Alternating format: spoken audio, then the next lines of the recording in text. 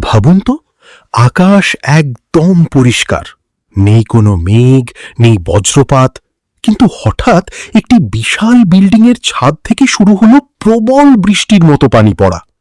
প্রথম দেখায় মনে হবে প্রকৃতি যেন শুধু ওই বিল্ডিংটার ওপরই বৃষ্টি নামিয়েছে, কিন্তু সত্যিটা জানলে আপনি অবাক হয়ে যাবেন। এটি কোনো প্রাকৃতিক বৃষ্টি নয়, এটি চীনের কিছু আধুনিক ভবনে ব্যবহৃত একটি স্মার্ট কুলিং প্রযুক্তি। ভবনের ছাদ জুড়ে বসানো থাকে শত শত উচ্চচাপের বিশেষ নজেল।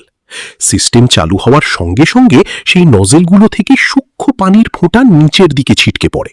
দূর থেকে দেখতে একেবারে আসল বৃষ্টির মতো লাগে। কিন্তু কেন এমন করা হয়? এর প্রধান কারণ হলো তীব্র গরম থেকে ভবনকে রক্ষা করা। গরমের দিনে ছাদের তাপমাত্রা অনেক বেড়ে যায়, তখন এই পানির স্তর ছাদকে ঠান্ডা করে এবং পানি বাষ্পে পরিণত হওয়ার সময় আশপাশের তাপও শোষণ করে নেয়। ফলে ভবনের ভেতরের তাপমাত্রা কম থাকে এবং এয়ার কন্ডিশনারের ব্যবহারও কিছুটা কমানো যায়।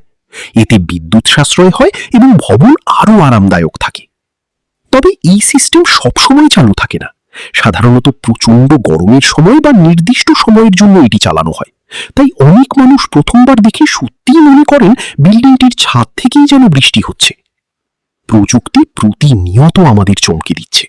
আজ ছাদ থেকে কৃত্রিম বৃষ্টি, হয়তো আগামী দিনে আরও অবিশ্বাস্য প্রযুক্তি আমাদের দৈনন্দিন জীবনের অংশ হয়ে যাবে। আপনার কি মনে হয়, বাংলাদেশের ভবনগুলোতেও কি এমন প্রযুক্তি ব্যবহার করা উচিত? মন্তব্যে আপনার মতামত জানান। আর এমন আরও অজানা ও অবাক করা তথ্য জানতে চ্যানেলটি সাবস্ক্রাইব করতে ভুলবেন না।